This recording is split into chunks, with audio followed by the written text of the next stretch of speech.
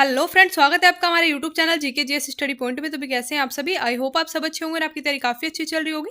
तो आज हम आपके लिए लेकर के आ गए हैं मोस्ट इंपोर्टेंट टॉपिक, भारत के पर्वत, पठार, मैदान, मिट्टी, जलवायु एवं नदियाँ, जिसमें कि हम इन 4 से 5 टॉपिक को कवर करने वाले हैं। तो भाई मोस्ट इंपोर्टेंट क्लास आज की रहने वाली है। फिर चाहे आप किसी भी एग्जाम की तैयारी कर रहे हो, आपका स्टेट लेवल हो या फिर आपका सेंट्रल लेवल एग्जाम हो, भाई सभी के लिए आज की क्लास मोस्ट इंपोर्टेंट रहने वाली है। तो भाई प्लीज वीडियो को पूरा वॉच कीजिएगा और अगर वीडियो अच्छी लगे तो वीडियो को लाइक एंड शेयर भी जरूर से कर दीजिएगा। एंड चैनल पर नए हैं तो चैनल को सब्सक्राइब करके बेल आइकन को जरूर से प्रेस कर लीजिएगा।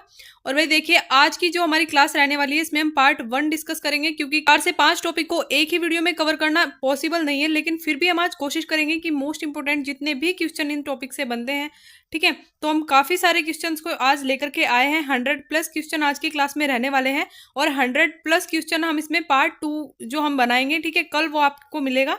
तो भाई पार्ट 2 में कवर करेंगे सेकंड पार्ट को, जिसमें कि एकदम बेसिक लेवल से लेकर के और टॉप लेवल तक इन सभी क्वेश्चंस को, इन सभी टॉपिक्स को हम कवर करने वाले हैं। तो भाई प्लीज वीडियो को लास्ट तक वॉच कीजिएगा, क्योंकि काफी हेल्पफुल आपके एग्जाम के लिए रहने वाले। आपके एग्जाम में यहीं से क्वेश्चन बार बार रिपीट होकर पूछे जाते हैं, ठीक है। तो भाई एक एक क्वेश्चन को ध्यान से देख लीजिएगा और कॉपी पेन लेकर के बैठिएगा, क्योंकि एक एक क्वेश्चन आपके लिए काफी हेल्पफुल है। तो प्लीज एक एक क्वेश्चन को नोट डाउन करते चलिएगा। तो देख लेते हैं टाइम वेस्ट किए बिना पहला क्वेश्चन आज का। हिमालय की लंबाई लगभग कितने किलोमीटर है? तो भाई बात करें हिमालय की लंबाई कितने किलोमीटर है, तो भाई लगभग 2500 किलोमीटर, ठीक है। आंसर हो जाएगा आपका 2500 किलोमीटर। तो भाई एक एक क्वेश्चन को आप नोट डाउन करते चलिएगा प्लीज। नेक्स्ट क्वेश्चन देख लेते हैं। हिमालय का निर्माण कैसे हुआ है? तो भाई बात करें हिमालय का निर्माण किस प्रकार हुआ है, तो टेथीस सागर के निक्षेपों से, ठीक है। टेथीस सागर के निक्षेपों से हिमालय का निर्माण हुआ है। देख लेते हैं नेक्स्ट क्वेश्चन। हिमालय पर्वत किस प्रकार का पर्वत है? तो भाई मोस्ट रिपीटेड क्वेश्चन है, आप सभी ने देखा होगा कि ये मोस्ट रिपीटेड क्वेश्चन है और काफी बार आपके एग्जाम में रिपीट होता है। फिर आपका कितना भी छोटे लेवल का एग्जाम हो या फिर कितने भी बड़े लेवल का एग्जाम हो, तो आज की वीडियो सभी एग्जाम्स के लिए होने वाली है, एकदम ऑलराउंडर। तो भाई प्लीज आप एक एक क्वेश्चन को नोट डाउन भी कर लीजिएगा और वीडियो में लास्ट तक बने रहिएगा। तो हिमालय पर्वत किस प्रकार का पर्वत है? तो भाई नवीन वलित पर्वत, ठीक है, नवीन वलित पर्वत है हिमालय पर्वत। बढ़ते हैं नेक्स्ट क्वेश्चन की ओर। हिमालय की सबसे उत्तरी और सबसे ऊंची पर्वत श्रेणी कौन सी है? तो देखिएगा, सबसे उत्तरी और सबसे ऊंची पर्वत श्रेणी जो है हिमाद्री, ठीक है। हिमाद्री पर्वत श्रेणी जो है हिमालय की सबसे उत्तरी और सबसे ऊंची पर्वत श्रेणी है। तो 2 क्वेश्चन एक क्वेश्चन में कवर किए गए हैं, ठीक है। तो प्लीज आप नोट डाउन कर लीजिएगा। बढ़ते हैं नेक्स्ट क्वेश्चन की ओर। भारत के प्रमुख दर्रे एवं सर्वोच्च शिखर कहाँ स्थित है? तो भाई भारत के प्रमुख दर्रे एवं सर्वोच्च शिखर कहाँ स्थित है? तो ऑप्शन, तो हिमाद्री श्रेणी आपका राइट आंसर हो जाएगा, ठीक है। हिमाद्री श्रेणी कंचनजंगा में भारत के प्रमुख दर्रे जो भी हुए और सर्वोच्च शिखर स्थित है, ठीक है, हिमाद्री श्रेणी में। बढ़ते हैं नेक्स्ट क्वेश्चन की ओर। विश्व की सबसे ऊंची चोटी कौन सी है? तो भाई विश्व की जो सबसे ऊंची चोटी है माउंट एवरेस्ट, आप सभी को पता है, ठीक है, और जिसकी ऊंचाई है लगभग 8850 किलोमीटर, ठीक है। 8850 किलोमीटर हो जाएगा यहाँ पे। देख लेते हैं नेक्स्ट क्वेश्चन। माउंट एवरेस्ट को नेपाल में क्या कहा जाता है? तो भाई माउंट एवरेस्ट को नेपाल में किस नाम से जाना जाता है? तो सागर माथा, ठीक है, सागर माथा नाम से जाना जाता है माउंट एवरेस्ट को नेपाल में। बढ़ते हैं नेक्स्ट क्वेश्चन की ओर। माउंट एवरेस्ट को तिब्बत में क्या कहा जाता है? तो भाई तिब्बत में देख लीजिएगा, तिब्बत में अलग नाम से पुकारा जाता है माउंट एवरेस्ट को। तो तिब्बत में क्या कहा जाता है? तो भाई कहा जाता है चोमोलुंगमा, ठीक है, चोमोलुंगमा कहा जाता है माउंट एवरेस्ट को तिब्बत में। देख लेते हैं नेक्स्ट क्वेश्चन। हिमालय का पाद प्रदेश है, तो भाई हिमालय का पाद प्रदेश कौन सा है? शिवालिक, ठीक है, शिवालिक जो है हिमालय का पाद प्रदेश है। बढ़ते हैं नेक्स्ट क्वेश्चन की ओर। भारत का सबसे प्राचीन पर्वत कौन सा है? तो भाई भारत का जो सबसे प्राचीन पर्वत है अरावली पर्वत, ठीक है, अरावली पर्वत जो है भारत की सबसे प्राचीन पर्वत है। बढ़ते हैं नेक्स्ट क्वेश्चन की ओर। अरावली पर्वत की सबसे ऊंची चोटी कहाँ स्थित है और कौन सी है? तो भाई अरावली पर्वत की जो सबसे ऊंची चोटी है वह कहाँ स्थित है और उसका नाम क्या है? तो ये पूछा गया है आपसे। तो भाई जो सबसे ऊंची चोटी है माउंट आबू पर स्थित है और गुरु शिखर उसका नाम है, ठीक है, नोट डाउन कर लीजिएगा आप। देखिए भाई एकदम एनसीईआरटी बेस्ड क्वेश्चन है और टॉप लेवल तक के क्वेश्चन को रखा गया है आज की क्लास में। तो भाई प्लीज आप नोट डाउन करते चलिएगा कि क्वेश्चन को, ठीक है। बढ़ते हैं नेक्स्ट क्वेश्चन की ओर। अरावली की पहाड़ियां किस राज्य में स्थित है? तो भाई अरावली की पहाड़ियों की बात करें तो अरावली की जो पहाड़ी स्थित है राजस्थान में। मोस्ट रिपीटेड क्वेश्चन है, एकदम इंपॉर्टेंट क्वेश्चन है। बढ़ते हैं नेक्स्ट क्वेश्चन की ओर। अरावली के पूर्व तथा पश्चिम से कौन सी नदी निकलती है? तो भाई अरावली के पूर्व तथा पश्चिम से कौन सी नदी निकलती है? तो भाई देख लेते हैं। पूर्व से निकलती है बनास नदी, ठीक है। और बात करें पश्चिम से, तो पश्चिम से निकलती है लूनी नदी, ठीक है। अरावली के पूर्व से अगर आपसे पूछा जाए तो बनास नदी, और पश्चिम से लूनी नदी निकलती है। बढ़ते हैं नेक्स्ट क्वेश्चन की ओर। लूनी नदी कहाँ गिरती है? तो भाई लूनी नदी कहाँ गिरती है ये पूछा गया है, तो कच्छ के रण में, ठीक है। कच्छ के रण में गिरती है लूनी नदी, नोट डाउन कर लीजिएगा। बढ़ते हैं नेक्स्ट क्वेश्चन की ओर। पश्चिमी घाट एक डैश है? तो भाई पश्चिमी घाट एक डैश है, तो भाई क्या है पश्चिमी घाट? पश्चिमी घाट है एक भ्रंश कगार, ठीक है। तो ये हो जाएगा आपका भ्रंश हो जाएगा, यहाँ पे ऐसे आप इसको लिख सकते हैं भ्रंश कगार, ठीक है। ये टाइपिंग मिस्टेक है, तो भाई भ्रंश कगार है पश्चिमी घाट एक, नोट डाउन कर लीजिएगा। बढ़ते हैं नेक्स्ट क्वेश्चन की ओर।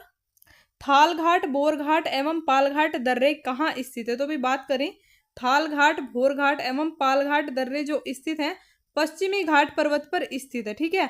पश्चिमी घाट पर्वत पर स्थित है ये तीनों ही दर्रे। और अगर बात करें तो पश्चिमी घाट पर्वत का अन्य नाम की बात करें तो सह्याद्री पर्वत, ठीक है। सह्याद्री पर्वत पर स्थित है। तो ऑप्शन में पश्चिमी घाट पर्वत या सह्याद्री पर्वत कुछ भी दिया जा सकता है, तो आप दोनों को देख लीजिएगा, ठीक है। नेक्स्ट क्वेश्चन देख लेते हैं। भारत का पूर्वी समुद्री तट क्या कहलाता है? तो भाई भारत का जो पूर्वी समुद्री तट है तमिलनाडु और आंध्र प्रदेश के तट जो हैं, तो इनको क्या कहा जाता है? तो कहा जाता है भाई कोरोमंडल तट, ठीक है। कोरोमंडल तट कहा जाता है भारत के पूर्वी समुद्री तट को। बढ़ते हैं नेक्स्ट क्वेश्चन की ओर। पश्चिमी तट में गुजरात से गोवा तक का तटीय क्षेत्र क्या कहलाता है? तो भाई पश्चिमी तट में गुजरात से गोवा तक का जो तटीय क्षेत्र है उसको कहा जाता है कोंकण तट, ठीक है। कोंकण तट कहा जाता है। बढ़ते हैं नेक्स्ट क्वेश्चन की ओर। मंगलोर से कन्याकुमारी तक का तटीय क्षेत्र क्या कहलाता है? तो भाई मंगलोर से कन्याकुमारी तक का जो तटीय क्षेत्र है उसको कहा जाता है मालाबार तट, ठीक है। तो भाई प्लीज आप एक एक क्वेश्चन को नोट डाउन करते चलिएगा, और अगर वीडियो अच्छी लगे तो भाई वीडियो को लाइक भी जरूर से कर दीजिएगा, ठीक है। देख लेते हैं नेक्स्ट क्वेश्चन। कोडाई कनाल कहाँ स्थित है? तो भाई बात करें कोडाई कनाल स्थित है पालनी पहाड़ी पर, ठीक है। पालनी पहाड़ी पर स्थित है कोडाई कनाल। देख लेते हैं नेक्स्ट क्वेश्चन। नीलगिरी की पहाड़ियाँ कहाँ स्थित है? तो भाई देख लीजिएगा कितना इंपॉर्टेंट क्वेश्चन है, ठीक है। नीलगिरी की पहाड़ियाँ जो स्थित है पश्चिमी एवं पूर्व घाट के मिलन स्थल पर, ठीक है। पश्चिमी एवं पूर्व घाट के मिलन स्थल पर तमिलनाडु में नीलगिरी की पहाड़ियाँ स्थित है। बढ़ते हैं नेक्स्ट क्वेश्चन की ओर। नीलगिरी की सबसे ऊंची चोटी कौन सी है? तो भी बात करें नीलगिरी की जो सबसे ऊंची चोटी है दोदा बेटा नीलगिरी की सबसे ऊंची चोटी है। भाई मोस्ट इंपोर्टेंट क्वेश्चन है, एकदम आप इसको रट लीजिएगा, ठीक है। एग्जाम में इसको बिल्कुल रट कर जाइएगा क्योंकि मोस्ट इंपोर्टेंट है और 101% आपके एग्जाम में पूछा ही जाता है यहाँ से क्वेश्चन। नेक्स्ट क्वेश्चन देख लेते हैं। दक्षिण भारत की सबसे ऊंची चोटी कौन सी है? तो अभी बात करें दक्षिण भारत, ठीक है। दक्षिण भारत की जो सबसे ऊंची चोटी है अन्नाईमुदी, ठीक है। अन्नाईमुदी आपका राइट आंसर हो जाएगा। बढ़ते हैं नेक्स्ट क्वेश्चन की ओर। अन्नाईमुदी डैश की पहाड़ी पर स्थित है? तो भाई बात करें अन्नाईमुदी किस पहाड़ी पर स्थित है? तो अन्नामलाई की पहाड़ी पर स्थित है अन्नाईमुदी, ठीक है। बढ़ते हैं नेक्स्ट क्वेश्चन की ओर। भारत में सबसे बड़ा पठार कौन सा है? तो भाई भारत में जो सबसे बड़ा पठार है दक्कन का पठार, ठीक है। दक्कन का पठार जो है भारत में सबसे बड़ा पठार है। बढ़ते हैं नेक्स्ट क्वेश्चन की ओर। महिम तट तथा दक्कन पठार कहाँ स्थित है? तो भाई माहिम का तट जो है और दक्कन पठार तो यह कहाँ पर स्थित है? तो यह है महाराष्ट्र में स्थित है, ठीक है। महाराष्ट्र स्टेट में स्थित है आपका माहिम तट और दक्कन पठार, ठीक है। देख लेते हैं नेक्स्ट क्वेश्चन। छोटा नागपुर का पठार क्या कहलाता है? तो भाई छोटे नागपुर का पठार जो है तो इसको क्या कहा जाता है? इसको कहा जाता है भारत का रूर, ठीक है। बढ़ते हैं नेक्स्ट क्वेश्चन की ओर। मालवा पठार कहाँ स्थित है? तो भाई मालवा जो पठार है तो मालवा पठार कहाँ पर स्थित है? अरावली तथा दक्षिण में विंध्य श्रृंखलाओं के मध्य प्रदेश स्टेट में, ठीक है। मध्य प्रदेश में स्थित है अरावली तथा दक्षिण में विंध्य श्रृंखलाओं के मध्य मालवा पठार। तो भाई नोट डाउन कर लीजिएगा। बढ़ते हैं नेक्स्ट क्वेश्चन की ओर। महेंद्रगिरी कहाँ स्थित है? तो भाई बात करें महेंद्रगिरी की तो महेंद्रगिरी स्थित है पूर्वी घाट पर्वतों में, ठीक है। पूर्वी घाट पर्वत में स्थित है महेंद्रगिरी। बढ़ते हैं नेक्स्ट क्वेश्चन की ओर। नर्मदा और ताप्ती के मध्य सतपुड़ा एक ब्लॉक पर्वत है जिसका सर्वोच्च शिखर डैश है। तो भाई बात करें नर्मदा और ताप्ती के मध्य सतपुड़ा एक ब्लॉक पर्वत है जिसका सर्वोच्च शिखर धूपगढ़ी है, ठीक है। सर्वोच्च शिखर क्या है? धूपगढ़ी, आपका राइट आंसर हो जाएगा। नेक्स्ट क्वेश्चन देख लेते हैं। गारो, खासी और जयंतिया पहाड़ी कहाँ स्थित है? तो भाई बात करें गारो, खासी और जयंतिया जो पहाड़ी है यह कहाँ पर स्थित है? तो ये स्थित है मेघालय में। तो भाई मोस्ट इंपोर्टेंट क्वेश्चन है, ठीक है, नोट डाउन कर लीजिएगा। मेघालय में स्थित है गारो, खासी और जयंतिया पहाड़ियाँ। बढ़ते हैं नेक्स्ट क्वेश्चन की ओर। धुआंधार जलप्रपात कहाँ स्थित है? तो भाई बात करें धुआंधार जलप्रपात की तो यह स्थित है सतपुड़ा पर्वत क्षेत्र में, नर्मदा नदी पर, ठीक है। सतपुड़ा पर्वत क्षेत्र में नर्मदा नदी पर स्थित है। और अगर बात करें स्टेट की तो मध्य प्रदेश के जबलपुर में, ठीक है, मध्य प्रदेश के जबलपुर में स्थित है धुआंधार जलप्रपात। तो भाई प्लीज आप नोट डाउन करते चलिएगा स्टेट को भी, और जो ये एग्जैक्ट लोकेशन है तो इसको भी आप नोट डाउन करते चलिएगा, ठीक है। देख लेते हैं नेक्स्ट क्वेश्चन। भारत में सबसे बड़ा नदी मुख किस नदी का है? तो भाई भारत में जो सबसे बड़ा नदी मुख है तो वह किस नदी का है? तो हुगली नदी आपका राइट आंसर हो जाएगा, ठीक है। हुगली नदी का सबसे बड़ा नदी मुख है। बढ़ते हैं नेक्स्ट क्वेश्चन की ओर। भारत के विशाल मैदानों का निर्माण कैसे हुआ? तो भाई भारत के विशाल मैदानों का जो निर्माण है तो वह किस प्रकार हुआ है? तो वह हुआ है नदियों द्वारा बहाकर लाए गए निक्षेपों से, ठीक है। भारत के जो विशाल मैदानों का निर्माण हुआ है तो कैसे हुआ है? नदियों द्वारा बहाकर लाए गए निक्षेपों से। तो देखिएगा फ्रेंड्स, एक एक क्वेश्चन एनसीईआरटी बेस्ड है और एकदम डिटेल्स के साथ आपको समझाया जा रहा है। तो भाई आप क्वेश्चन का लेवल देखकर भी आपको पता लग गया होगा कि इंपॉर्टेंट क्वेश्चन है आपके एग्जाम के लिए। तो भाई प्लीज आप वीडियो को लास्ट तक देखिएगा और पार्ट 2 के लिए चैनल को सब्सक्राइब करना बिल्कुल ना भूलें, क्योंकि काफी इंपॉर्टेंट रहने वाली है। और तो मैं आपको बता दूं, अगर आप इन दोनों पार्ट को देख लेते हो, ठीक है, इन दोनों वीडियोस को देख लेते हो, आज की क्लास जो है हमारी और एक कल की क्लास जो आपके लिए ली जाएगी, ठीक है, अगर आप इन दोनों को देख लेते हो तो यहाँ से आपका एक भी क्वेश्चन मिस नहीं होने वाला है, ठीक है। तो भाई प्लीज आप नेक्स्ट वीडियो के लिए चैनल को सब्सक्राइब जरूर से कर लीजिएगा, ठीक है, और वीडियो को ज्यादा से ज्यादा शेयर कर दीजिएगा, ठीक है। देख लेते हैं नेक्स्ट क्वेश्चन।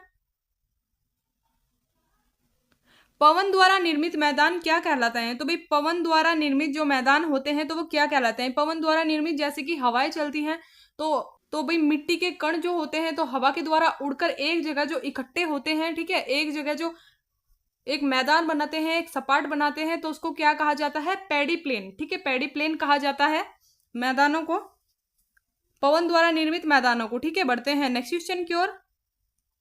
भारत की सबसे लंबी नदी गंगा की उत्पत्ति कैसे हुई है? तो भाई बात करें भारत की सबसे लंबी नदी गंगा की उत्पत्ति किस प्रकार हुई है? तो उत्तराखंड में स्थित गंगोत्री हिमनद से, ठीक है, उत्तराखंड में जो स्थित है गंगोत्री हिमनद तो उससे हुई है गंगा नदी की उत्पत्ति, जो कि भारत की सबसे लंबी नदी है, ठीक है। ये भी आप नोट डाउन कर लीजिएगा। और अगर बात करें गंगा नदी की लंबाई की तो लगभग इसकी लंबाई है 2525 किलोमीटर, ठीक है, 2525 किलोमीटर। तो भाई ये मोस्ट इंपोर्टेंट क्वेश्चन है, काफी बार लंबाई पूछ ली जाती है आपसे, तो नोट डाउन कर लीजिएगा।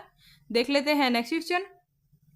देवप्रयाग में भागीरथी एवं अलकनंदा नदियों की संयुक्त धारा क्या कहलाती है? तो भी बात करें देवप्रयाग में भागीरथी एवं अलकनंदा नदियों की जो संयुक्त धारा है उसको कहा जाता है गंगा, ठीक है, गंगा कहा जाता है देवप्रयाग में भागीरथी और अलकनंदा नदी की संयुक्त धारा को। बढ़ते हैं नेक्स्ट क्वेश्चन की ओर। गंगा की सबसे लंबी सहायक नदी कौन सी है? तो भी बात करें गंगा की सबसे लंबी सहायक नदी है यमुना नदी। नेक्स्ट क्वेश्चन देख लेते हैं। भारत के सबसे दक्षिण में स्थित नदी कौन सी है? तो भी भारत के जो सबसे दक्षिण में स्थित नदी है वेगई नदी, ठीक है, वेगई नदी आपका राइट आंसर हो जाएगा। देख लेते हैं नेक्स्ट क्वेश्चन। गंगा एवं ब्रह्मपुत्र की संयुक्त धारा क्या कहलाती है? तो भाई गंगा एवं ब्रह्मपुत्र की बात करें तो इनकी जो संयुक्त धारा कहलाती है मेघना, ठीक है, मेघना कहा जाता है गंगा और ब्रह्मपुत्र की संयुक्त धारा को। बढ़ते हैं नेक्स्ट क्वेश्चन की ओर। मेघना की सहायक नदी कौन सी है? तो भाई यहाँ पे आप देख लीजिएगा, यहाँ पे हो जाएगा मेघना, ठीक है, ये होगी टाइपिंग मिस्टेक। तो मेघना की जो सहायक नदी है बराक नदी, ठीक है, बराक नदी कहा जाता है मेघना की सहायक नदी को। बढ़ते हैं नेक्स्ट क्वेश्चन की ओर। ब्रह्मपुत्र नदी पर असम में विश्व का सबसे बड़ा नदी द्वीप स्थित है। तो भाई कौन सा नदी द्वीप स्थित है ये आपसे पूछा गया है, ठीक है। ब्रह्मपुत्र नदी पर जो असम में विश्व का सबसे बड़ा नदी द्वीप स्थित है तो वह है माजुली नदी द्वीप, ठीक है। तो क्वेश्चन आपके दो यहाँ से बन गए हैं। ब्रह्मपुत्र नदी पर असम में विश्व का सबसे बड़ा नदी द्वीप स्थित है, पहला क्वेश्चन तो आपका ये हो गया। और अगर नाम की बात करें तो कौन सा है? तो भाई माजुली नदी द्वीप, ठीक है, तो नोट डाउन कर लीजिएगा। बढ़ते हैं नेक्स्ट क्वेश्चन की ओर।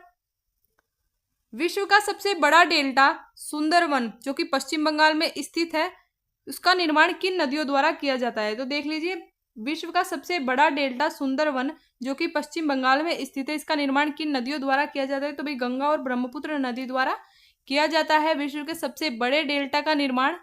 बढ़ते हैं नेक्स्ट क्वेश्चन की ओर। ब्रह्मपुत्र को तिब्बत में क्या कहा जाता है? तो भाई बात करें ब्रह्मपुत्र को तिब्बत में कहा जाता है सांगपो। भाई इसके काफी सारे नाम हैं, ठीक है। अलग अलग स्टेट में या फिर अलग अलग देशों में ब्रह्मपुत्र नदी को कई नामों से पुकारा जाता है और ये आपके एग्जाम के लिए काफी इंपॉर्टेंट हो जाते हैं क्योंकि काफी बार अलग अलग नाम ब्रह्मपुत्र नदी के पूछ लिए जाते हैं, तो आप नोट डाउन कर लीजिएगा, ठीक है। ब्रह्मपुत्र को तिब्बत में कहा जाता है सांगपो, ठीक है। और नेक्स्ट हम देख लेते हैं ब्रह्मपुत्र नदी को अरुणाचल प्रदेश में क्या कहा जाता है? तो भाई बात करें ब्रह्मपुत्र नदी को अरुणाचल प्रदेश में कहा जाता है दिहांग, ठीक है। दिहांग नदी कहा जाता है अरुणाचल प्रदेश में ब्रह्मपुत्र नदी को। बढ़ते हैं नेक्स्ट क्वेश्चन की ओर। ब्रह्मपुत्र नदी को बांग्लादेश में क्या कहा जाता है? तो भाई बात करें बांग्लादेश में ब्रह्मपुत्र नदी को कहा जाता है जमुना नदी, ठीक है। तो भाई नोट डाउन कर लीजिएगा आप। बढ़ते हैं नेक्स्ट क्वेश्चन की ओर। दक्षिण भारत की गंगा किस नदी को कहा जाता है? तो भाई बात करें दक्षिण भारत की जो गंगा कहा जाता है कावेरी नदी को कहा जाता है दक्षिण भारत की गंगा। बढ़ते हैं नेक्स्ट क्वेश्चन की ओर। असम में ब्रह्मपुत्र नदी को किस नाम से जाना जाता है? असम में ब्रह्मपुत्र नदी को ब्रह्मपुत्र नदी के नाम से ही जाना जाता है, ठीक है। तो भाई नोट डाउन कर लीजिएगा। बढ़ते हैं नेक्स्ट क्वेश्चन की ओर। प्रायद्वीपीय भारत की सबसे लंबी नदी कौन सी है? तो भाई बात करें प्रायद्वीपीय भारत की सबसे लंबी नदी है गोदावरी नदी, ठीक है। बढ़ते हैं नेक्स्ट क्वेश्चन की ओर। प्रायद्वीपीय भारत की दूसरी सबसे लंबी नदी की बात करें तो दूसरी सबसे लंबी नदी कौन सी हो जाएगी? तो कृष्णा नदी, ठीक है। अगर आपसे पूछा जाए कि प्रायद्वीपीय भारत की सबसे लंबी नदी तो हो जाएगा आपका गोदावरी नदी, और अगर पूछा जाए दूसरी सबसे लंबी नदी तो फिर वहां पे आपका राइट आंसर हो जाएगा कृष्णा नदी, ठीक है। बढ़ते हैं नेक्स्ट क्वेश्चन की ओर। गोदावरी को वृद्ध गंगा या दक्षिण गंगा कहा जाता है, इसका उद्गम स्थान कौन सा है? तो भाई दो क्वेश्चन आपके यहाँ से देख लीजिएगा कि गोदावरी को वृद्ध गंगा कहा जाता है और दक्षिण गंगा भी कहा जाता है, तो ये नाम भी आपसे पूछ ले जाते हैं गोदावरी नदी के कि गोदावरी नदी को किस नाम से पुकारा जाता है? तो वृद्ध गंगा या दक्षिण गंगा के नाम से भी पुकारा जाता है। और अगर बात करें इसके उद्गम स्थान की तो भाई नासिक के निकट त्र्यंबक गांव की पहाड़ी पर, ठीक है, जो कि महाराष्ट्र में स्थित है, ठीक है। हो जाएगा इसका उद्गम स्थल गोदावरी नदी का नासिक के निकट त्र्यंबक गांव की पहाड़ी पर। बढ़ते हैं नेक्स्ट क्वेश्चन की ओर। नदी द्वारा लाए गए अवसाद का जमाव मुहाने पर होने पर किसका निर्माण होता है? तो देखिएगा भाई नदी द्वारा लाए गए अवसाद जो होते हैं उनका जमाव अगर मुहाने पर होता है, नदी के मुहाने पर होता है, तो उसे क्या कहा जाता है? तो उसे कहा जाता है डेल्टा, ठीक है। फिर होता है डेल्टाओं का निर्माण। नेक्स्ट क्वेश्चन देख लेते हैं। डेल्टा की आकृति कैसी होती है? तो भाई डेल्टा की आकृति की बात करें तो डेल्टा की आकृति होती है त्रिभुजाकार, ठीक है। बढ़ते हैं नेक्स्ट क्वेश्चन की ओर। जो नदी डेल्टा नहीं बनाती है उसके मुहाने को क्या कहा जाता है? तो भाई जो नदियां होती हैं वह डेल्टा नहीं बनाती है उनके मुहाने को कहा जाता है एस्चुरी, ठीक है। एस्चुरी कहा जाता है, ये हो जाएगा ज्वार नदमुख कहा जाता है या फिर एस्चुरी कहा जाता है। तो भाई नोट डाउन कर लीजिएगा प्लीज। बढ़ते हैं नेक्स्ट क्वेश्चन की ओर। पश्चिम की ओर बहने वाली कौन सी दो नदियां डेल्टा नहीं बनाती है? तो भाई यहां से भी आप देख लीजिएगा, आपको दो क्वेश्चन देखने को मिल जाएंगे। आपसे पूछा जा सकता है कि पश्चिम की ओर बहने वाली दो नदियों के नाम बताइए, तो हो जाएगा नर्मदा और ताप्ती। और अगर बात करें पश्चिम की ओर बहने वाली दो नदियां जो डेल्टा नहीं बनाती है, ठीक है, पूछ लिया जाएगा कि जो दो नदियां डेल्टा नहीं बनाती हैं उनका नाम, तो भाई फिर वहां पे भी आपका हो जाएगा नर्मदा और ताप्ती नदी, ठीक है। तो नोट डाउन करते चलिएगा आप। एक एक क्वेश्चन मोस्ट इंपोर्टेंट आपके एग्जाम के लिए रहने वाला है। आपने देख लिया होगा कि यहीं से आपके एग्जाम में क्वेश्चन बार बार रिपीट होते हैं, ठीक है। तो भाई प्लीज आप नोट डाउन कर लीजिएगा, काफी हेल्प आपको यहाँ से मिलने वाली है। बढ़ते हैं नेक्स्ट क्वेश्चन की ओर। नर्मदा नदी का उद्गम स्थल कहाँ स्थित है? तो भाई बात करें नर्मदा नदी का जो उद्गम स्थल स्थित है तो अमरकंटक में, ठीक है, अमरकंटक में स्थित है नर्मदा नदी का उद्गम स्थल। बढ़ते हैं नेक्स्ट क्वेश्चन की ओर।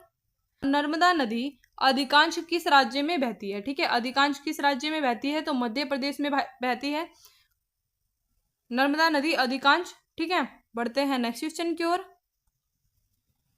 नदी के द्वारा की जाने वाली काट छांट की प्रक्रिया तथा उसे जमा करने की प्रक्रिया क्या कहलाती है?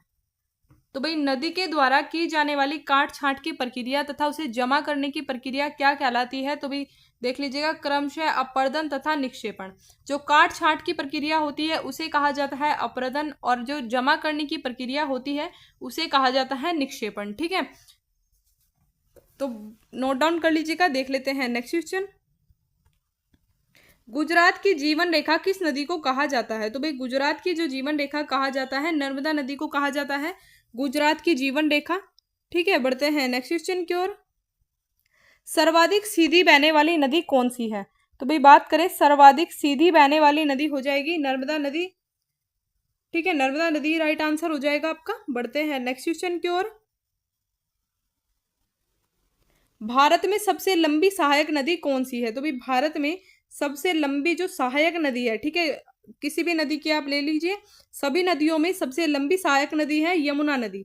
ठीक है, यमुना नदी आपका राइट आंसर हो जाएगा। देख लेते हैं नेक्स्ट क्वेश्चन। भारत में सबसे बड़ा नदी बेसिन किस नदी का है? तो भाई बात करें भारत में जो सबसे बड़ा नदी बेसिन है वह किस नदी का है? तो गंगा नदी का नदी बेसिन सबसे बड़ा है। ठीक है, गंगा नदी आपका राइट आंसर हो जाएगा। बढ़ते हैं नेक्स्ट क्वेश्चन की ओर। असम का शोक किस नदी को कहा जाता है? तो भाई असम का जो शोक कहा जाता है ब्रह्मपुत्र नदी को कहा जाता है। तो भाई ये भी आप नोट डाउन कर लीजिएगा। ठीक है, ये क्वेश्चन भी काफी बार आपके एग्जाम में रिपीट होते हैं। असम का शोक हो गया, बिहार का शोक, ठीक है, इस टाइप के क्वेश्चन काफी बार पूछे जाते हैं। बंगाल का शोक, तो इन सभी को कवर करने वाले हैं। तो भाई असम का शोक हो जाएगा ब्रह्मपुत्र नदी। ठीक है, नोट डाउन कर लीजिएगा। बढ़ते हैं नेक्स्ट क्वेश्चन की ओर। बिहार का शोक किस नदी को कहा जाता है? तो भाई बिहार का शोक कहा जाता है कोसी नदी को। और मैं आपको बता दूं कि इन नदियों को शोक क्यों कहा जाता है। ठीक है, किसी भी राज्य का, कि बंगाल का शोक क्यों कहा जाता है, बिहार का शोक क्यों कहा जाता है, तो क्यों कहा जाता है? क्योंकि इनके कारण हर वर्ष इन स्टेट में क्या होती है, बाढ़ आती है, तो जिसके कारण कि इन स्टेट में जान माल का काफी नुकसान होता है। ठीक है, तो इसलिए इनको शोक कहा जाता है। ठीक है, कोसी नदी के कारण प्रति वर्ष बिहार में काफी ज्यादा नुकसान होता है। ठीक है, काफी जाने भी जाती हैं इससे, क्योंकि बाढ़ काफी ज्यादा आती है इससे बिहार में। ठीक है, जिससे कि वहां पे जो खेती है वो भी नष्ट हो जाती है, और भाई लोगों के घरों में पानी भर जाता है, तो काफी ज्यादा मतलब नुकसान होता है इसके कारण। तो इसलिए इनको शोक का नाम दिया गया है। ठीक है, इनको शोक कहा जाता है इसलिए, तो ये आप नोट डाउन कर लीजिएगा। बढ़ते हैं नेक्स्ट क्वेश्चन की ओर। बंगाल का शोक किस नदी को कहा जाता है? तो भी बात करें बंगाल का शोक कहा जाता है दामोदर नदी को। ठीक है, दामोदर नदी को कहा जाता है बंगाल का शोक। नोट डाउन कर लीजिएगा। बढ़ते हैं नेक्स्ट क्वेश्चन की ओर।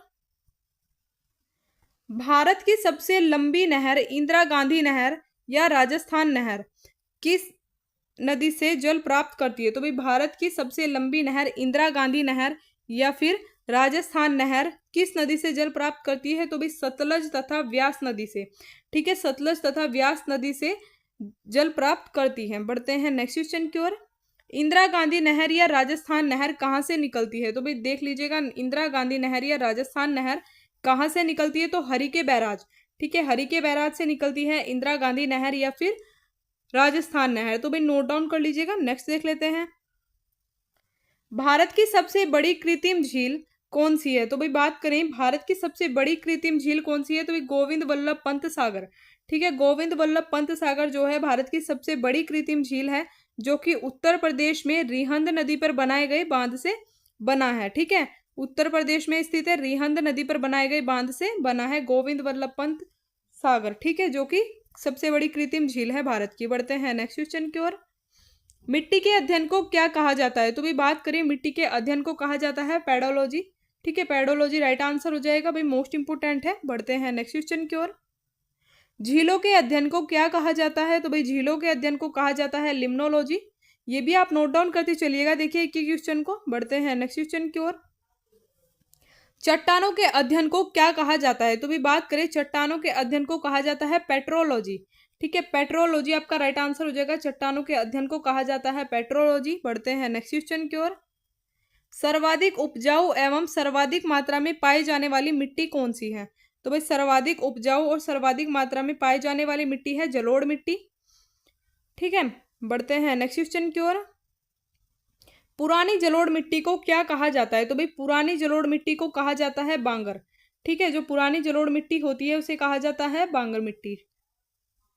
बढ़ते हैं नेक्स्ट क्वेश्चन की ओर।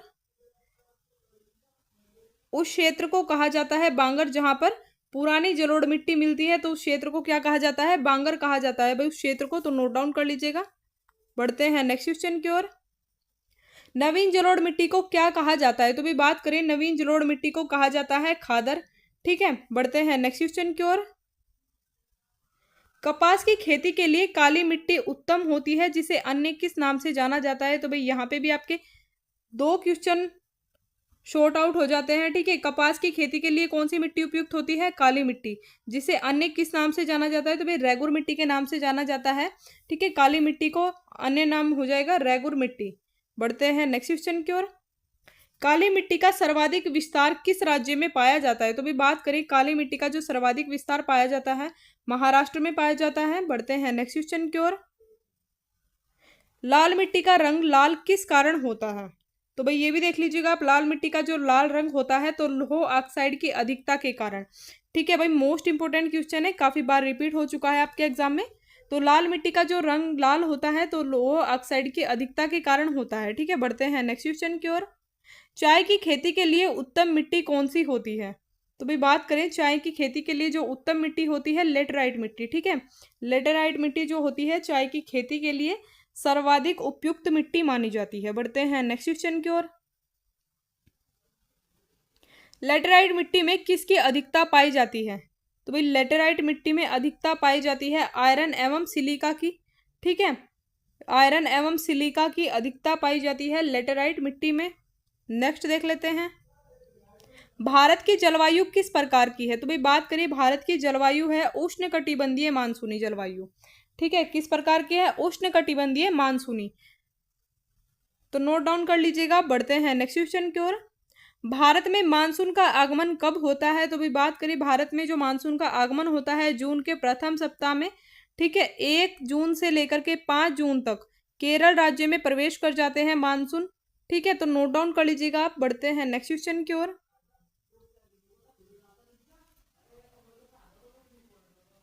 भारत में अधिकांश वर्षा दक्षिण पश्चिम मानसून से होती है, जिसका सर्वप्रथम आगमन किस राज्य में होता है? तो भाई देख लीजिएगा, भारत में जो अधिकांश वर्षा होती है दक्षिण पश्चिम मानसून से होती है। और अगर बात करें इसका सर्वप्रथम आगमन जो होता है केरल राज्य में होता है। ठीक है, जून के प्रथम सप्ताह में केरल राज्य में मानसून का आगमन हो जाता है। और अगर बात करें जून के मध्य तक, ठीक है 15 जून के लगभग तक पूरे भारत में मानसून का आगमन हो जाता है। ठीक है, बढ़ते हैं नेक्स्ट क्वेश्चन की ओर। सर्दियों के दिनों में जनवरी फरवरी महीने में, ठीक है, सर्दियों के दिनों में जनवरी फरवरी के महीने में तमिलनाडु के तट पर जो वर्षा होती है तो वह किस कारण से होती है? तो भाई जनवरी फरवरी के महीने हुई मानसून, ठीक है, लौटती हुई मानसून या फिर उत्तर पूर्वी मानसून के कारण तमिलनाडु के तट पर वर्षा होती है। बढ़ते हैं नेक्स्ट क्वेश्चन की ओर। रबी की फसल किस माह में बोई जाती है तथा किस माह में काटी जाती है?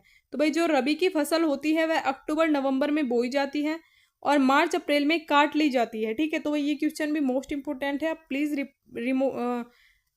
नोट डाउन कर लीजिएगा। ठीक है, बढ़ते हैं नेक्स्ट क्वेश्चन की ओर।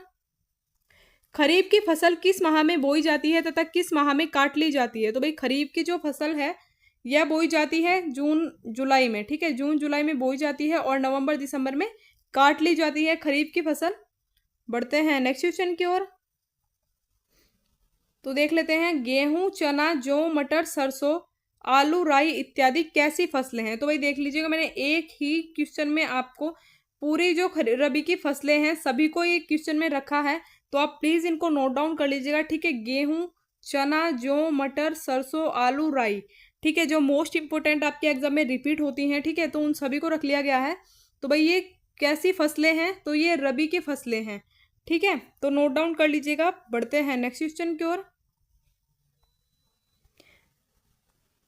धान गन्ना तिलहन ज्वार बाजरा मक्का अरहर इत्यादि किस प्रकार की फसल है? तो भाई ये भी जितनी भी फसलें हैं खरीफ की और एग्जाम के लिए इंपोर्टेंट हैं, तो उन सभी को एक ही क्वेश्चन में रख लिया गया है। ठीक है, धान गन्ना तिलहन ज्वार बाजरा मक्का और अरहर, तो ये किस प्रकार की फसलें? खरीफ की फसलें हैं सभी, तो नोट डाउन कर लीजिएगा। बढ़ते हैं नेक्स्ट क्वेश्चन की ओर।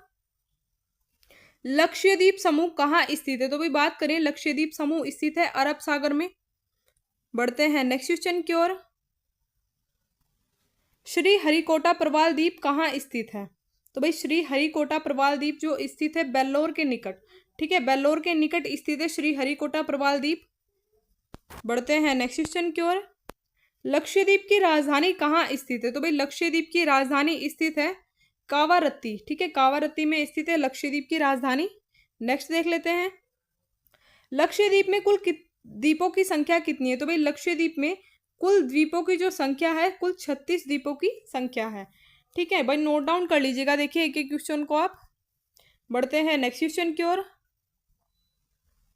लक्षद्वीप समूह का सबसे बड़ा द्वीप कौन सा है? तो भी बात करें लक्षद्वीप समूह का जो सबसे बड़ा द्वीप है आंड्रोट। ठीक है, आंड्रोट द्वीप जो है लक्षद्वीप समूह का सबसे बड़ा द्वीप है। बढ़ते हैं नेक्स्ट क्वेश्चन की ओर। लक्षद्वीप समूह का सबसे छोटा द्वीप कौन सा है? तो भी बात करें लक्षद्वीप समूह का जो सबसे छोटा द्वीप है बिटरा। ठीक है, बिटरा जो है सबसे छोटा द्वीप है लक्षद्वीप समूह का। टोटल 36 द्वीप है लक्षद्वीप समूह में। ठीक है, तो भाई एक एक क्वेश्चन को नोट डाउन कर लीजिएगा। बढ़ते हैं नेक्स्ट क्वेश्चन की ओर। लक्षद्वीप के लोग किस भाषा को बोलते हैं? तो भाई लक्षद्वीप में कौन सी भाषा बोली जाती है? तो मलयालम भाषा। ठीक है, और कहाँ पर बोली जाती है मलयालम भाषा? तो केरल में। ठीक है, केरल में भी मलयालम भाषा बोली जाती है और लक्षद्वीप के लोग भी केरल भाषा को ही बोलते हैं। तो भाई देख लीजिएगा, आपको क्वेश्चन का लेवल देखकर पता लग ही गया होगा कि मोस्ट इंपोर्टेंट क्वेश्चन है। और मैं आपको बता दूं कि कोई भी आपका एग्जाम हो, ठीक है, कितने भी टॉप लेवल का आपका एग्जाम हो, भाई आज की जो क्लास है एनसीईआरटी बेस्ड क्वेश्चन रखे गए हैं। ठीक है, और 6 क्लास से लेकर के 12th क्लास तक की जो भी एनसीईआरटी है, ठीक है, सभी को कवर करके मैंने जब सभी क्वेश्चन को बनाया है और आपके एग्जाम को देखते हुए, ठीक है, आपके एग्जाम में किस टाइप के क्वेश्चन पूछे जाते हैं, तो भाई उन सभी को देखते हुए आज की इस क्लास को कवर किया गया है। तो भाई प्लीज़ आप नोट डाउन कर लीजिएगा और इसके बाद आपको कोई एनसीईआरटीज पढ़ने की ज़रूरत नहीं है, बस आप इन वीडियोस को देख लीजिएगा। इसका पार्ट 1 आज हो जाता है और पार्ट 2 को हम कल की क्लास में कवर करेंगे। ठीक है, तो 6 क्लास से लेकर के 12th क्लास तक की आपकी जो ज्योग्राफी की एनसीईआरटी है वो सभी कवर हो जाती हैं। ठीक है, तो भाई प्लीज़ आप बस वीडियो में लास्ट तक बने रहिएगा। ठीक है, और वीडियो कैसी लगी कमेंट करके ज़रूर से बता दीजिएगा। बढ़ते हैं नेक्स्ट क्वेश्चन की ओर। अंडमान निकोबार द्वीप समूह कहाँ स्थित है? तो भाई बात करें अंडमान निकोबार द्वीप समूह स्थित है बंगाल की खाड़ी में। ठीक है, बंगाल की खाड़ी आपका राइट आंसर हो जाएगा। बढ़ते हैं नेक्स्ट क्वेश्चन की ओर। अंडमान निकोबार की राजधानी कहाँ स्थित है? तो भाई अंडमान निकोबार की जो राजधानी स्थित है पोर्ट ब्लेयर। ठीक है, पोर्ट ब्लेयर अंडमान निकोबार की राजधानी है। देख लेते हैं नेक्स्ट क्वेश्चन। अंडमान निकोबार द्वीप समूह को क्या कहा जाता है? तो भाई अंडमान निकोबार द्वीप समूह को क्या कहा जाता है? मोस्ट इंपोर्टेंट क्वेश्चन है। ठीक है, मरकत द्वीप, मरकत द्वीप कहा जाता है अंडमान निकोबार द्वीप समूह को। बढ़ते हैं नेक्स्ट क्वेश्चन की ओर। अंडमान निकोबार की सबसे ऊंची चोटी कौन सी है? तो भाई अंडमान निकोबार की जो सबसे ऊंची चोटी है, ये भी काफी बार पूछा जाता है आपके एग्जाम में, तो सैडल पीक। ठीक है, सैडल पीक जो है अंडमान निकोबार की सबसे ऊंची चोटी है। बढ़ते हैं नेक्स्ट क्वेश्चन की ओर। दक्षिणी एवं लघु अंडमान के बीच कौन सा दर्रा स्थित है? तो भाई दक्षिणी एवं लघु अंडमान के बीच दर्रा स्थित है डंकन दर्रा। ठीक है, डंकन दर्रा स्थित है दक्षिणी एवं लघु अंडमान के बीच में जो दर्रा है। ठीक है, बढ़ते हैं नेक्स्ट क्वेश्चन की ओर। अंडमान द्वीप की मूल निवासी है? तो भाई अंडमान द्वीप के जो मूल निवासी हैं उन्हें कहा जाता है ओंग। ठीक है, ओंग जो है अंडमान द्वीप के मूल निवासी है। बढ़ते हैं नेक्स्ट क्वेश्चन की ओर। भारत का एकमात्र सक्रिय ज्वालामुखी बैरन कहाँ स्थित है? तो भी बात करें भारत का जो एकमात्र सक्रिय ज्वालामुखी है बैरन। ठीक है, ये आप नोट डाउन कर लीजिएगा, ये भी पूछा जाता है आपसे कि भारत का एकमात्र सक्रिय ज्वालामुखी कौन सा है। तो भाई बैरन हो जाएगा। और अगर बात करें तो बैरन कहाँ स्थित है? तो भाई मध्य अंडमान के पूर्व भाग में। ठीक है, पूर्वी भाग हो जाएगा, ये पूर्वी भाग, मध्य अंडमान के पूर्वी भाग में स्थित है एकमात्र सक्रिय ज्वालामुखी। बढ़ते हैं नेक्स्ट क्वेश्चन की ओर। ज्वालामुखी द्वीप नारकोंडम कहाँ स्थित है? तो भाई बात करें ज्वालामुखी द्वीप नारकोंडम जो है वह स्थित है उत्तरी अंडमान में। ठीक है, उत्तरी अंडमान में स्थित है। बढ़ते हैं नेक्स्ट क्वेश्चन की ओर। आदम ब्रिज कहाँ स्थित है? तो भाई बात करें आदम ब्रिज की, तो आदम ब्रिज स्थित है तमिलनाडु और श्रीलंका के बीच में। ठीक है, तमिलनाडु और श्रीलंका के बीच स्थित है आदम ब्रिज। तो भाई मोस्ट इंपोर्टेंट क्वेश्चन है, नोट डाउन कर लीजिएगा। नेक्स्ट देख लेते हैं। बंगाल की खाड़ी में बांग्लादेश एवं भारत की सीमा पर कौन सा द्वीप स्थित है? तो भी बात करें बंगाल की खाड़ी में बांग्लादेश एवं भारत की सीमा पर कौन सा द्वीप स्थित है? तो न्यू मूर द्वीप। ठीक है, न्यू मूर द्वीप स्थित है बंगाल की खाड़ी में बांग्लादेश एवं भारत की सीमा पर। बढ़ते हैं नेक्स्ट क्वेश्चन की ओर। अंडमान निकोबार को स्वतंत्रता पूर्व किस नाम से जाना जाता है? तो भाई अंडमान निकोबार को जो स्वतंत्रता से पहले किस नाम से जाना जाता है? तो भाई काला पानी के नाम से जाना जाता था अंडमान निकोबार द्वीप समूह को स्वतंत्रता से पहले। ठीक है, नोट डाउन कर लीजिएगा, मोस्ट इंपोर्टेंट है। बढ़ते हैं नेक्स्ट क्वेश्चन की ओर। मन्नार की खाड़ी में भारत श्रीलंका के बीच स्थित आदम ब्रिज का भाग है। तो भाई मन्नार की खाड़ी में भारत और श्रीलंका के बीच में जो स्थित है आदम ब्रिज, तो उसका भाग स्थित है पंबन द्वीप। ठीक है, पंबन द्वीप आपका राइट आंसर हो जाएगा। तो भाई ये थे आज के हमारे कुछ इंपॉर्टेंट क्वेश्चन। आई होप आपको वीडियो अच्छी लगी होगी। वीडियो अच्छी लगी हो तो वीडियो को लाइक एंड शेयर जरूर से कर दीजिएगा, और सेकंड पार्ट के लिए भाई चैनल को सब्सक्राइब जरूर से कर लीजिएगा, क्योंकि मोस्ट इंपोर्टेंट जितने भी ये 4 से 5 टॉपिक है इन सभी को कवर करने वाले हैं, और एकदम एनसीईआरटी बेस्ड आपको क्लास दी जा रही है। इसके बाद इन 2 क्लास को कवर करने के बाद आपको ज्योग्राफी की एनसीईआरटीज पढ़ने की कोई भी जरूरत नहीं पड़ेगी। ये मेरा वादा है आपसे। एक एक क्वेश्चन आपको यहाँ से देखने को मिलने वाला है, ठीक है, आपकी एग्जाम में। तो भाई प्लीज चैनल को सब्सक्राइब करके चैनल के साथ जुड़ जाइएगा। और मैं आपको बता दूं कि हमने यू टेट, यूपी टेट एंड जिन भी एग्जाम में आपके हिंदी सिलेबस को रखा गया है, तो भाई उन सभी के लिए हम हिंदी ग्रामर की क्लासेस और हिंदी साहित्य की क्लासेस को अपने चैनल पर स्टार्ट करने वाले हैं। तो भाई चैनल के साथ जुड़ जाइएगा, ठीक है, चैनल को सब्सक्राइब करके। और कल हम हिंदी साहित्य की क्लास भी आपको देने वाले हैं, जिसमें कि हिंदी साहित्य के जितने भी रचनाकार हैं और जितनी मोस्ट इंपोर्टेंट रचनाएं हैं उन सभी को लेकर के आने वाले हैं। तो भाई प्लीज चैनल के साथ जुड़ जाइएगा। और वीडियो कैसी लगी, वीडियो को लाइक एंड शेयर जरूर से कर दीजिएगा, और वीडियो कैसी लगी कमेंट में जरूर से बता दीजिएगा। और भाई वीडियो को ज़्यादा से ज़्यादा शेयर भी कर दीजिएगा। Thanks for watching this video.